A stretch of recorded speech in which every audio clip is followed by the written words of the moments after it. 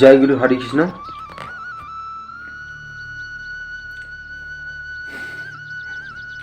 আমাদের নতুন YouTube channel জয়গুরু হরে কৃষ্ণ, এতে আপনাদের স্বাগত জানাই। এখন ভগবদ্ধামে ফিরে যাওয়ার পদ এই গ্রন্থ থেকে কিছু কৃষ্ণকথা আলোচনা করব। দয়া করে আপনারা মন দিয়ে শ্রবণ করুন। এই গ্রন্থে 42টা বিভিন্ন ধরনের তত্ত্বকথা আছে। তার মধ্যে 1 নাম্বার হলো কর্মই গুরু, কর্মই ধর্ম, কর্মই ঈশ্বর, কর্মই শত্রু। এটি ভগবান শ্রীকৃষ্ণের একটি গুরুত্বপূর্ণ বাণী। ভাগবতের 10, 24, 17 নম্বর শ্লোকে এটা রয়েছে। তো এটা আলোচনা করার আগে কয়েকটি বিশেষ কথা বলতে চাই। এই গ্রন্থটি পশ্চিমবঙ্গের বিভিন্ন বই দোকানে পাওয়া যাচ্ছে।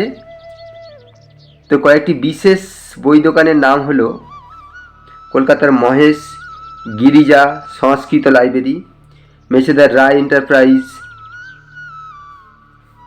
মেদিনীপুরের মল্লিক পুস্তকালয়, দেউলিয়ার পাল পুস্তকালয়, দীপিকা পুস্তকালয় পাঁশকুড়া, নবীনা বুক এজেন্সি পাঁশকুড়া, বিদ্যাসাগর লাইব্রেরি খুকুরদহ, ঘাটালের শিক্ষাসাথী, কোলাঘাটের লেখনী, উপহার বুক স্টল দুর্গাচক হলদিয়া।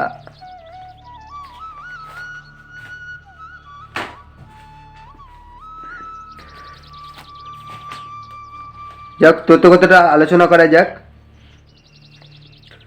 ভগবান শ্রীকৃষ্ণ নন্দ মহারাজকে বলেছিলেন, ধরা যাক সংসারবদ্ধ জীবের কর্মের ফলদাতা রূপে একজন স্বতন্ত্র ঈশ্বর আছেন। তিনি কেবল কর্মকারীকে তার কর্ম অনুসারে ফল দিতে পারেন। যিনি কর্ম করেননি তাকে তিনি কোনো ফল দিতে পারেন না। সুতরাং এই ক্ষেত্রে তার প্রভুত্ব করার কোনো প্রশ্নই উঠে না। এরপর ভগবান শ্রীকৃষ্ণ ভাগবতের 10, 24, 17 নম্বর শ্লোকে বললেন, একথা বললে অত্যুক্তি হবে না যে কর্মই সংসারবদ্ধ জীবের শত্রু, মিত্র, তার গুরু, তার ঈশ্বর। সুতরাং প্রতিটি মানুষের কর্মকে পূজা অর্থাৎ সমাদর করা উচিত। তার অবশ্যই শাস্ত্র নির্দেশিত কর্তব্য কর্ম পালন করা উচিত। যে কর্ম দ্বারা মানুষ সুখে বেঁচে থাকতে পারে, যে কর্ম দ্বারা মানুষের ইহলোকের এবং পরলোকের প্রকৃত মঙ্গল সাধিত হয়, তাই হলো তার ইষ্ট দেবতা। একটু ভাবুন, কি অপূর্ব সুন্দর কথা ভগবান শ্রীকৃষ্ণ বলে গেলেন বিশ্ববাসীর জন্য। কোনো একটি নির্দিষ্ট সম্প্রদায়ের জন্য নয়, সারা পৃথিবীর মানুষদের জন্য তিনি বলে গেলেন যে কোন কর্ম আমাদের শত্রু, কোন কর্ম আমাদের বন্ধু। তাহলে এখান থেকে আমরা জানলাম শাস্ত্র নির্দেশিত যে কর্তব্য কর্ম সেটা আমাদের বন্ধু, গুরু বা ঈশ্বর। এবার আপনাদের মধ্যে প্রশ্ন জাগছে যে কোন কর্ম আমাদের শত্রু।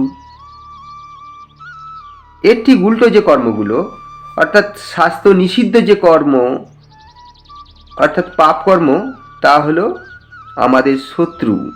কারণ এই পাপ কর্মের ফলে আত্মাকে অধোগতি প্রাপ্ত হতে হয়, আত্মাকে নিকৃষ্ট দেহ দেওয়া হয়, তাতে আরও দুঃখ জ্বালা যন্ত্রণা তাকে বেশি করে ভোগ করতে হয়। শাস্ত্র বারবার বলেছে পাপ কর্ম করো না, পাপ কর্মের ফল থেকে, পাপ কর্ম থেকে সরে এসো। এই প্রসঙ্গে কিছু কথা আলোচনা করব। আমাদের ভাগবতে 5ম স্কন্ধে দেয়া রয়েছে যে কোন ধরনের পাপ করলে কোন কুণ্ডে কীরকম শাস্তি দেওয়া হয়। যদি আপনারা ভাগবত পড়েন তাহলে জানতে পারবেন, সেটা এখানে আলোচনা করছি না। ভাগবত পুরাণের 6.1, 8 নম্বর শ্লোকে বলা রয়েছে, পাপকর্মের ফল মানুষকে এ জন্মে, পরলোকে এবং পরজন্মে ভোগ করতে হয়। বুদ্ধিমান মানুষ সদ্গুরুর চরণাশ্রিত হয়ে নিরপরাধ চিত্ত হয়ে সময় থাকতে থাকতে এমনভাবে ভগবান শ্রীহরির ভজন সাধন করবে যাতে ওই সঞ্চিত পাপটা দেহটা থাকতে থাকতে যেন নষ্ট হয়ে যায়। গীতার একটা শ্লোকে পড়েছিলাম, নাদত্তে কস্যচিৎ পাপং নচৈব স্বীকৃতিং বিভু। পাপ কর্মের ফল পাপ কর্মকারীকেই ভোগ করতে হয়, পরমেশ্বর ভগবান এতটুকু গ্রহণ করেন না। ব্রহ্মপুত্র পুরাণে 37-16 নম্বর অনুচ্ছেদে বলা রয়েছে, নাভুক্তং স্ক্রিয়তে কর্ম কোটি কল্পসে তৈরপি অবশ্যমেব ভোজব্যাং কীতং কর্মং শুভাশুভম। বলছে শুভ অশুভ কর্মের ফল কোটি কল্প চলে গেলেও ক্ষয় হয় না, তার ফল পেতেই হবে। অর্থাৎ ভোগ বিনা কর্মফল নষ্ট হয় না, যখন ভোগ হয়ে যাবে তখন ওই কর্মফলটা পুড়ে ছাই হয়ে যাবে।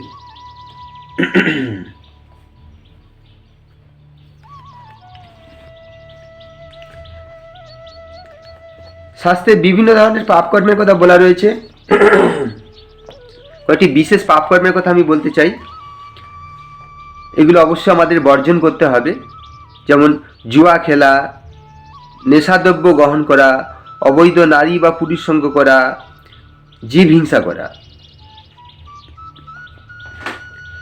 এখন নেশা করা সম্পর্কে কিছু বলতে চাই। এই জগতে অনেক মানুষ দেখা যায় তারা মদ পান করে, ধূমপান করে। তো ওই নেশাদ্রব্য গ্রহণ করলে কি হয়, শাস্ত্রে বলা রয়েছে যে তমগুণ সৃষ্টি হয়।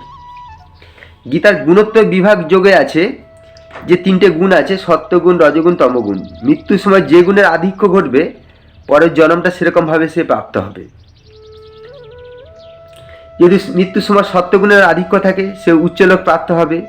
মৃত্যুর সময় যদি রজগুণের প্রাধান্য থাকে সে পরের জন্মে একটা মনুষ্য লোকে জন্ম নিবে। আর যদি তমগুণের আধিক্যে মারা যায় সে পরের জন্মে নিকৃষ্ট জন্ম প্রাপ্ত হবে। সে পশু পাখি হতে পারে, গাছপালা হতে পারে। তাই আমাদের সাবধান করছে শাস্ত্র যে নেশাদ্রব্যগুলো গ্রহণ করো না।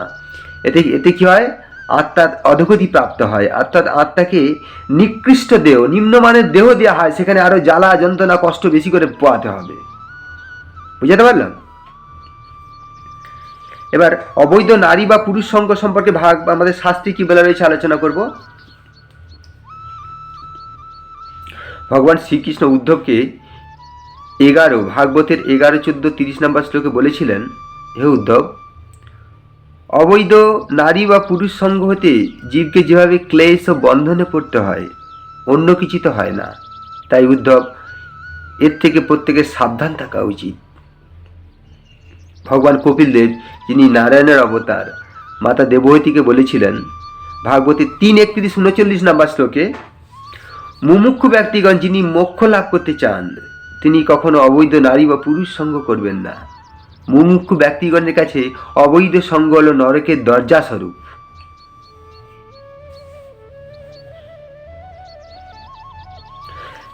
এখন নারী নিগ্রহ সম্পর্কে 2-4 কথা বলতে চাই।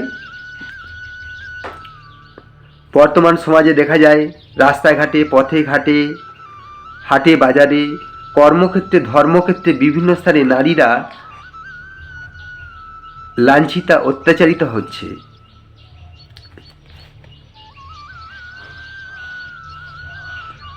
শাস্ত্রে আছে নারী হচ্ছে জগতের আধার। একটা সংসারে যদি পুরুষ থাকে, নারী যদি না থাকে, সেই সংসারে অচল হয়ে যায়। হ্যাঁ কি না? স্বয়ং ব্যাসদেব মহাভারতে বলেছেন একটা সংসারে একটা নারীকে কত কর্তব্য দায়িত্ব পালন করতে হয়। সন্তানকে গর্ভধারণ, তাকে লালন পালন, কত দায়িত্ব কর্তব্য তাকে পালন করতে হয়। এক্ষেত্রে একটা সংসারে একজন পিতার থেকে একজন মাতার ভূমিকা অনেক বেশি।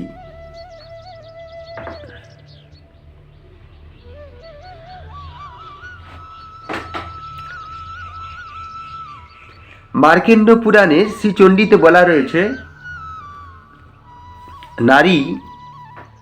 নারীকে মহামার অংশ সম্ভূতা জেনে তাকে যথাযোগ্য সম্মান করো, তাকে কখনো কামের দৃষ্টিতে দেখো না। এটা মার্কেন্ড পুরাণে শ্রীচণ্ডীতে বলা রয়েছে। এবং চাণক্য পণ্ডিত বলেছেন যে নিজের স্ত্রী ছাড়া অন্য নারীকে মাতৃজ্ঞানে সম্মান করো। তাই আমাদের প্রত্যেককে নারীকে যথাযোগ্য সম্মান করা উচিত, তার সুরক্ষা রক্ষা করা উচিত এবং সরকারকেও নারীর সুরক্ষা বিষয়ে যত্নবান হওয়া উচিত। যাক, এবার মূল কথায় আসি। পরবর্তী যে পাপকর্ম হিংসা করা, এই হিংসা করা সম্পর্কে দুই চার কথা বলতে চাই। হিংসা করা অনেক বিষয় হতে পারে। আমি কোনো জীবের প্রতি হিংসা করছি, কোনো মানুষের প্রতি হিংসা করছি, কোনো মানুষের ক্ষতি করছি, পাড়া প্রতিবেশীর সর্বনাশ ঘটাচ্ছি, আমার পিতা মাতাকে অত্যাচার করছি, হ্যাঁ, ভাই বোনদের প্রতি আমি অত্যাচার করছি, ইত্যাদি ইত্যাদি ইত্যাদি। তো এই প্রসঙ্গে ভাগবতে কি বলা রয়েছে একটু আলোচনা করব। মাতা দেবহূতি একবার কপিলদেবকে, যিনি নারায়ণ অবতার, কপিলদেবকে জিজ্ঞাসা করলেন যে একটা মানুষ সে যদি ভগবানের আরাধনা করে, ভগবানের ভজন সাধন করে, যদি জীব হিংসা করে, মানুষের ক্ষতি করে, তার কি ফল? তাতে কপিলদেব কি উত্তর দিচ্ছেন আমরা দেখে নেব।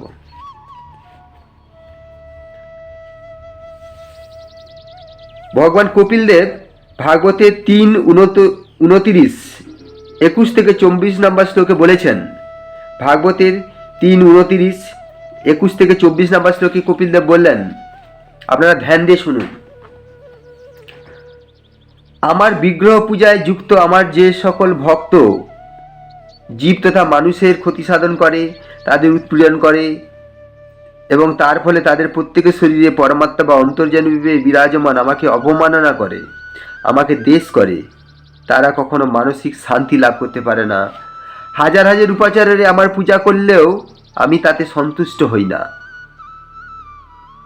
প্রাপ্ত মূল শিক্ষা: ভগবানের ভজন সাধনকারী কারো ক্ষতি বা হিংসা করবে না, তিনি সবার মঙ্গল সাধন করবেন।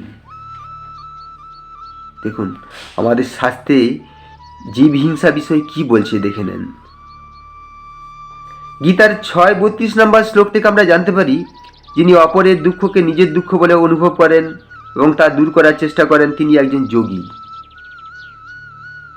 ভাগবতে 8:7-40 নম্বর শ্লোকে মহাদেব বলেছেন, যিনি অসহায় বিপদগ্রস্ত ব্যক্তিদের সাহায্য করেন, তার প্রতি ভগবান শ্রীকৃষ্ণ সন্তুষ্ট হন। যখন ভগবান শ্রীকৃষ্ণ সন্তুষ্ট হন, আমিও তাতে সন্তুষ্ট হই। আবার ভাগবতে 8:7-44 নম্বর শ্লোকে মহাদেব কি বলেছেন দেখে নেব। তিনি বলছেন, তপ্পন্তে লোকতাপেন সাধব প্রায়শ জনা, অর্থাৎ সাধুগণ বা মহাপুরুষগণ অপরের দুঃখ নাশ করার জন্য প্রায় সর্বদাই স্বেচ্ছায় নিজের দুঃখ বরণ করে থাকেন। এটি হলো বিশ্বের সকল জীব হৃদয়ে বিরাজমান পরমাত্মা ভগবানের শ্রীকৃষ্ণের বা শ্রীনারায়ণের আরাধনার শ্রেষ্ঠ উপায়। গীতা ভাগবতের এহেন বাণী পৃথিবীতে মানুষের দেশ হিংসা, মারামারি, হানাহানি বন্ধ করতে পারে। তাই বিশ্ববাসীর প্রত্যেকেরই গীতা কথা, ভাগবত কথা সেবন করা উচিত। বিশেষ মন্তব্য: পৃথিবীর প্রত্যেকটা দেশের নেতা, মন্ত্রী, আমলারা যদি গীতা ভাগবতের এহেন বাণী জানতেন এবং হৃদয়ঙ্গম করতেন এবং বাস্তবে যথার্থ রূপে প্রয়োগ করতেন, তবে এত দুর্নীতি অপরাধ ঘটত না। যদি তারা এগুলো জানতেন, অনুভব করতেন, হৃদয়ঙ্গম করতেন, যথার্থ রূপে প্রয়োগ করতেন, তবে এত অপরাধ, এত পাপাচার, অনাচার, এত দুর্নীতি ঘটত না। তাতে দেশের ও জনগণের প্রকৃত মঙ্গল সাধিত হতো। হরে কৃষ্ণ। আমরা মূল আলোচনায় ফিরে আসি। তাহলে আমাদেরকে অবশ্যই শাস্ত্র নির্দেশিত কর্তব্য কর্ম করে যেতে হবে, পাপ কর্ম বর্জন করতে হবে। শাস্ত্র বারবার বলেছে পাপ কর্মের জন্য আত্মা অধোগতি প্রাপ্ত হয়, অর্থাৎ আত্মাকে নিকৃষ্ট দেয়া হয়।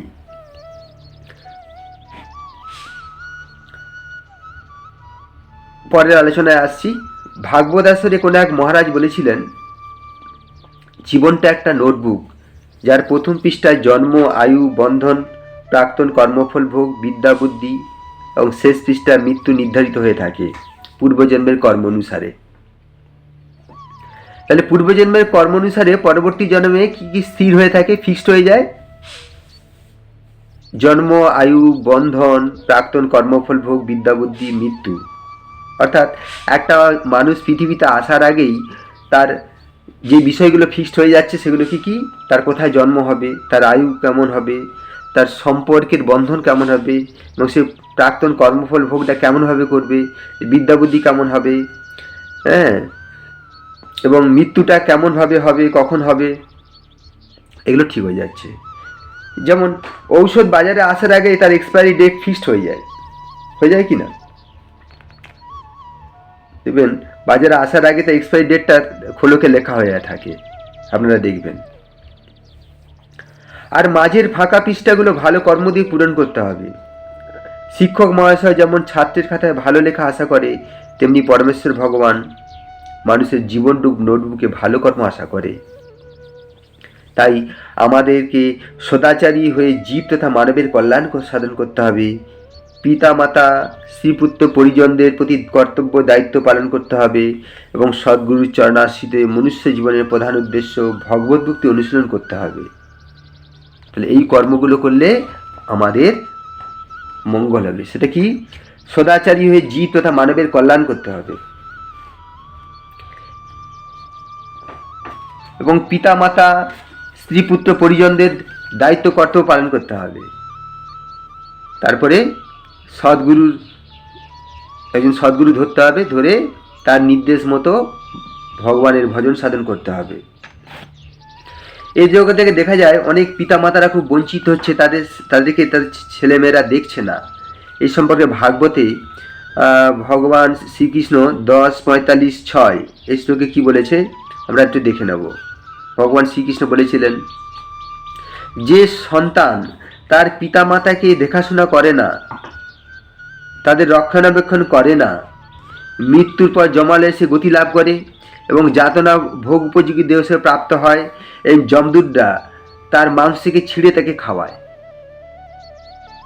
এই কথাগুলো ভগবান শ্রীকৃষ্ণ বলেছেন। যারা পিতামাতার সেবা করে না, পিতামাতাকে দেখাশোনা করে না, তার রক্ষণাবেক্ষণ করে না, মৃত্যুর পর জমালে গতি হয় এবং যমদূতরা তার মাংসকে, সেখানে একটা যাতনা ভোগ উপযোগী দেহ সে পাবে, ঠিক আছে? যমদূতরা তার মাংসকে ছিঁড়ে তাকে খাওয়াবে। এবং ভগবান শ্রীকৃষ্ণ আরও বলেছেন, যে সন্তান পিতামাতাকে দেখাশোনা করে না, রক্ষণাবেক্ষণ করে না, সে শ্বাস গ্রহণ করলেও সে মৃত ব্যক্তির সমান।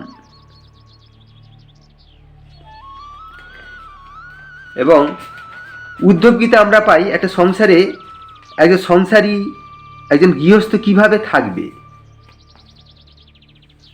ভাগবতের 11, 17, 51-52 শ্লোকে ভগবান শ্রীকৃষ্ণ বলেছেন সংসারে একটা মানুষ কিভাবে থাকবে। তিনি বলেছেন, একজন গৃহস্থ সৎ পথে উপার্জিত ধন দ্বারা পোষ্যবর্গের ভরণ পোষণ করবে এবং ভগবানের ভজন সাধন করবে। তিনি যেমন পোষ্যবর্গের ভরণ পোষণে অবহেলা করবে না এবং ঈশ্বর ভজনে অবহেলা করবে না। এখান থেকে আমরা জানতে পারি যে একজন গৃহস্থ মানুষ, তিনি সংসারী মানুষ, তিনি স্ত্রী পুত্র পরিজনদের প্রতি দায়িত্ব কর্তব্য পালন করবেন এবং ভগবানের ভজন সাধন করবেন, তবে তার জন্মটা সার্থক হবে। তিনি যদি পিতামাতা না সেবা করে ভগবান শ্রীকৃষ্ণের সেবা করে, তবে তিনি ভগবানের শ্রীকৃষ্ণের পূর্ণ কৃপা তিনি পাবেন না। বুঝতে পারলাম? পরে আলোচনায় আসি। আমাদের জীবনের গোনা দিনগুলোর ফিক্সড ডেজ, একটা করে দিন চলে যাচ্ছে। ধরে যাক কারো জীবনে 300 দিন আছে, একদিন চলে গেলে কত দিন থাকে? 299 দিন। 2 দিন চলে গেলে 298 দিন। 3 দিন চলে গেলে 297 দিন। চাণক্য পণ্ডিত বলছেন, কোটি কোটি টাকার মূল্যের সোনার বিনিময়ে চলে যাওয়া সময় আর ফিরিয়ে আনা সম্ভব নয়। মনুষ্য জীবন যেমন দুর্লভ। কেন দুর্লভ বলেছে? যে 80 লক্ষ জন্ম পেরিয়ে আমরা দুর্লভ মনুষ্য জন্ম পেয়েছি। এই মনুষ্য দেহটা পেতে কোটি কোটি বছর চলে গেছে এবং স্বর্গের দেবতারা, আমরা ভাগবতে পাই, স্বর্গের দেবতারা ওই মনুষ্য দেহ পাওয়ার জন্য লোভ করে, আকাঙ্ক্ষা করে, তারা লালায়িত হয়। মনুষ্য জীবন যেমন দুর্লভ, তেমনি তার প্রতিটা দিন দুর্লভ, প্রতিটা মুহূর্ত দুর্লভ। বিতার সময় নষ্ট না হয় সেদিকে আমাদের সকলকে সতর্ক থাকতে হবে। এই প্রসঙ্গে এক মহারাজের কথা মনে পড়ছে। তিনি বলেছিলেন ভাগবতাসরে, একবার তিনি তার শেল্টার থেকে ভাগবতাসরের দিকে আসছেন সন্ধ্যার সময়। দেখছে রাস্তার পাশে একটা দোকানে কয়েকজন বয়স্ক লোক তাস খেলছে, আর তারই পাশে কতগুলো তরুণ যুবক তারা মোবাইলে ব্যস্ত আছে। তো তিনি যখন পাঠ শেষে তার শেল্টারের দিকে যাচ্ছিলেন, 3-4 ঘন্টা পরে দেখছেন তখনও সেই বয়স্ক লোকগুলো তাস খেলছে, তরুণ যুবকরা মোবাইলে ব্যস্ত রয়েছে। তখন তিনি মনে মনে নিজেকে বললেন, হায় হায়, দুর্লভ মনুষ্য জন্ম পেয়ে এরা কি কর্ম করছে, এরা হেলায় ফেলায় জীবনটাকে নষ্ট করছে। স্বর্গের দেবতারাও তো মনুষ্য দেহ পাওয়ার জন্য লোভ করে, তারা এই ভারতবর্ষের বুকে মনুষ্য দেহ পেতে আকাঙ্ক্ষা করে, আর এরা এই মনুষ্য দেহটাকে কিভাবে হেলায় ফেলায় নষ্ট করছে, মনুষ্য জন্মটাকে। যে আমি কে, ভগবানকে, কেন এলেন, কি করণীয়, এগুলো জানা যায় যে ভাগবত আসরে ভক্ত সঙ্গ করলে, সেগুলো জানার চেষ্টা করছে না, ওই তাস খেলে মোবাইল দেখে সময়টাকে এরা নষ্ট করছে। হায় হায়, হে ভগবান, এদের কবে শুভবৃদ্ধি হবে। তো এই প্রসঙ্গে মোবাইলের প্রসঙ্গ যখন এলো, আমার কিছু কথা মনে পড়ছে। বর্তমান সমাজে দেখা যায় তরুণরা মোবাইলে প্রচণ্ড আসক্ত, সবাই নয়, অনেক বেশিরভাগ তরুণ। এই প্রসঙ্গে সচিন টেন্ডুলকর তরুণদেরকে উদ্দেশ্য করে বলেছিলেন, হে তরুণের দল, তোমরা দিনের অবসর সময়ের কিছুটা সময় মোবাইলে মজে না থেকে মাঠে যাও, শরীরচর্চা করো। যদি তোমরা অসুস্থ হয়ে পড়ো তাতে তোমাদের দেশের ক্ষতি হবে, তোমাদের ক্ষতি হবে, তোমাদের পিতামাতার ক্ষতি সাধিত হবে। এখন আপনাদেরকে একটা প্রশ্ন করতে চাই, এর উত্তর একটু পরে দিতে হবে, ঠিক আছে? প্রশ্নটা শুনুন। আমরা আমাদের জীবনের 1/3 ঘুমিয়ে কাটাই, প্রায় 1/3। যদি 60 বছর কেউ বাঁচে তাহলে 1/3 হচ্ছে 20 বছর। 20 বছর আমরা ঘুমিয়ে কাটিয়ে দিই, থাকলো 40 বছর, ঠিক আছে? তাহলে এই 40 বছরের মধ্যে কিছু বছর অজ্ঞানতার অন্ধকারে কেটে যায়, কিছু বছর পড়াশুনো খেলাধুলোর মধ্যে দিয়ে কাটে, তারপরে চাকরি পেতে কিছু বছর চলে যায়, ঘর বাড়ি করতে কিছু বছর চলে যায়, তারপরে বিবাহ করা, সন্তান উৎপাদন করা, তাদের লালন পালন করার ক্ষেত্রে কিছু বছর অতিবাহিত হয় কি না? তাদের বৃদ্ধকালে বার্ধক্য যন্ত্রণায়, অসুস্থতার কারণে, অর্থহীনভাবে কিছু বছর কেটে যায়। আমার প্রশ্নটা, সেই মানুষটার কখন কিভাবে হরিভজন করা উচিত, এই উত্তরটা আমাকে শেষে দিতে হবে, ঠিক আছে? মূল আলোচনা আছে। ইংরেজিতে একটা কথা আছে, the time which is lost for ever, অর্থাৎ যে সময় হারিয়ে যায় সে সময় চিরকালের মতো হারিয়ে যায়, সে সময় আর কখনো ফিরে আসে না। রাশিয়ার লেখক লিও টলস্টয় তার 3 কোশ্চেন্স গ্রন্থে বলেছেন, what is the most important time in life, আমাদের জীবনের সবচেয়ে গুরুত্বপূর্ণ সময় কোনটা? উত্তর, it is now that is present when we have right to do something good. It is now that is present when we have right to do something good. এটা হচ্ছে এখন বর্তমান সময়, যখন আমাদের কিছু ভালো কিছু করার অধিকার আছে। মাদার টেরেসা বলেছিলেন, গতকাল চলে গেছে, আগামীকাল এখনো আসেনি, আমাদের জন্য পড়ে আছে আজকের দিন, তাই এখনই কাজ শুরু করা যাক। তাই আমাদেরকে শাস্ত্র গ্রন্থাদি বিশ্ববাসীকে এই বার্তা দেয়। কোন বার্তা দিচ্ছে? যে হে মানবগণ, তোমরা ভালো কর্ম দ্বারা, শাস্ত্রের নির্দেশিত ভালো কর্ম দ্বারা তোমাদের জীবনের ফাঁকা পৃষ্ঠাগুলো ভরিয়ে তোলো, তাতে তোমাদের কল্যাণ সাধিত হবে। তাহলে আমরা এতক্ষণ আলোচনা থেকে এই শিক্ষা দিলাম যে আমাদেরকে ভালো, শাস্ত্রের নির্দেশ মেনে আমাদেরকে ভালো কর্ম করতে হবে, তাতে আমাদের কল্যাণ সাধিত হবে।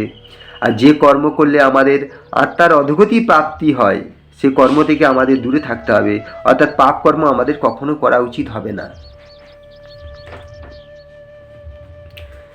তো এখন এই গ্রন্থ সম্পর্কে বিভিন্ন ভক্তদের মন্তব্য ছোট করে বলছি। এই গ্রন্থটা ভক্ত মাঝে দারুণভাবে সাড়া ফেলেছে। এই ভক্তদের মন্তব্য যদি আপনারা শ্রবণ করেন তাহলে আপনারা উৎসাহিত হবেন যে হ্যাঁ, বইটার মধ্যে কি আছে দেখি।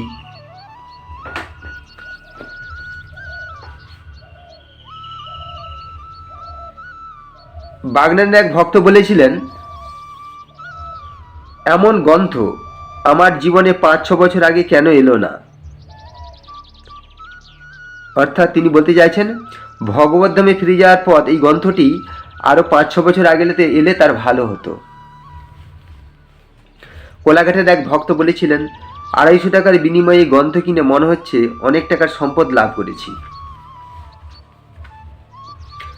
হলদিয়ার প্রবীণ ভক্ত বলেছিলেন আমি অনেক বই পড়েছি, কিন্তু আত্মা সম্পর্কে এত তথ্য অন্য কোনো বইতে পাইনি যেটা এই গ্রন্থে পেয়েছি। তিনি আরও বলেছিলেন অজ্ঞানরূপী ব্যাধিতে আক্রান্ত এবং সংসারের মায়ামোহের মিথ্যা আবরণে আচ্ছাদিত অন্ধ সেই মানব যদি এই গ্রন্থটি অধ্যয়ন করে বিষয়বস্তু ভালোভাবে অনুভব করতে পারে, তবে তার প্রকৃত কল্যাণ হবেই হবে।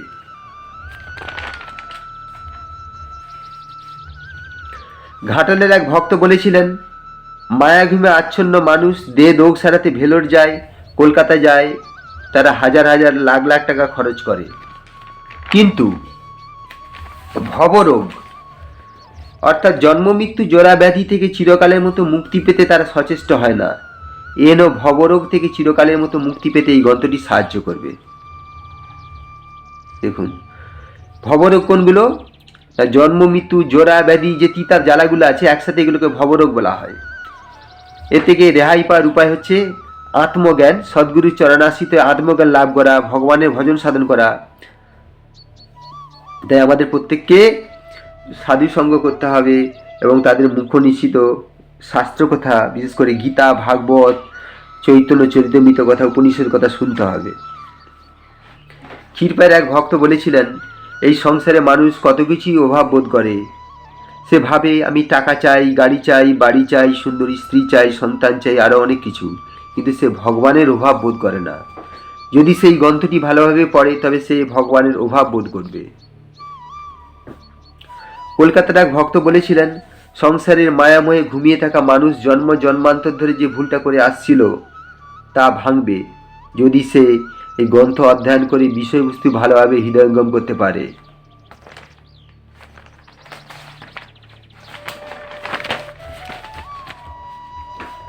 আমাদের গুরু ভাই ভাগবতাসরে বলেছিলেন একদিন দেহ সুখ স্বাচ্ছন্দ্যের প্রতি জগতের বেশিরভাগ মানুষের নজর, সেই দেহকে কেন্দ্র করে সমস্ত কিছু গড়ে উঠছে, কিন্তু তারা ওই দেহের ভিতরে থাকা আত্মার দিকে নজর দেয় না। আত্মার কিভাবে পরিপুষ্টি হবে ভাবে না। আত্মাই তো এই দেহের সবচেয়ে মূল্যবান সম্পদ, কেননা দেহ থেকে আত্মা বেরিয়ে গেলে এ দেহের কোনো দাম থাকে না। তখন ইহা একটা ডেড বডিতে পরিণত হয়। দাহ করার পর ইহা পঞ্চভূতে বিলীন হয়ে যায়। কোটি কোটি টাকার মূল্যের বিনিময়ে আত্মার মূল্য নির্ধারণ করা যায় না। যতক্ষণ দেহে আত্মার উপস্থিতি থাকে ততক্ষণ দেহে রোগ সারাতে হাজার হাজার লাখ লাখ টাকা খরচ করা হয়, কিন্তু যখন দেহ থেকে আত্মায় বেরিয়ে যায় তখন ওই দেহে রোগ সারানো হয় না।